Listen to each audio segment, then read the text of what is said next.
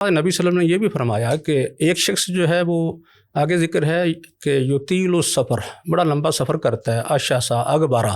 یمد یدیہ فیقول یا ربی یا ربی، آگے ہے مطعم حرام و مشرب حرام و ملبس حرام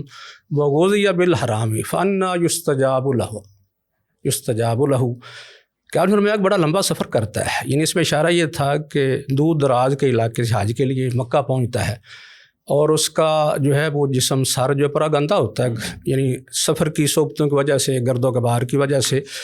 تو ایسی حالت میں اپنے ہاتھ اللہ کے سامنے اٹھا کر دعا کرتا ہے، یا رب کہ رب مجھے یہ دے دے، یہ دے دے، مجھے معاف کر دے۔ فرمایا کہ اس کا کھانا، اس کا پینا، اس کا لباس، یہ سب حرام کمائی کے ہیں، تو حتیٰ کہ اس کا جو جسم یہ پلا یعنی بڑا ہے یہ بھی حرام کمائی سے ہے، تو اس کی دعا کیسے قبول ہو؟ یعنی وہ شخص جو باقاعدہ ایک بڑی عبادت کی ادائیگی کے لیے حج کے لیے جاتا ہے لیکن اس کا کھانا پینا حرام ہے، تو اس کی اللہ کے ہاں دعا قبول نہیں ہوتی، تو پھر اس کی عبادت کیسے قبول ہوگی؟ یہ بات آپ اس کے بارے میں کر رہے ہیں جس نے پہلے کھایا پیا، یعنی حرام کمائی سے وہ کھاتا پیتا رہا۔ لیکن ہمارے ہاں آج کل جو ہے وہ تو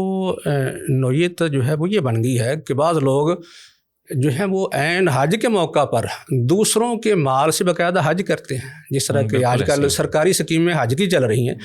تو اس میں اگر کوئی شخص جو ہے وہ پہلے حرام کھاتا رہا تو اس کا حج اللہ کے ہاں قبول نہیں ہوتا اور اس کی دعا قبول نہیں ہوتی، تو وہ آدمی جو باقاعدہ دوسروں کے مال پر ہی حج کرنے چلا جائے تو اس کا حج جو ہے وہ کیسے قبول ہوگا؟ جبکہ یہ تو صاحب استطاعت پر فرض ہے، صاحب استطاعت ہے، کیونکہ حج تو اس کے لیے ہے نا، جو صاحب استطاعت ہے اس پر فرض ہوتا ہے، اس نے اپنے حلال مال سے کرنا ہے۔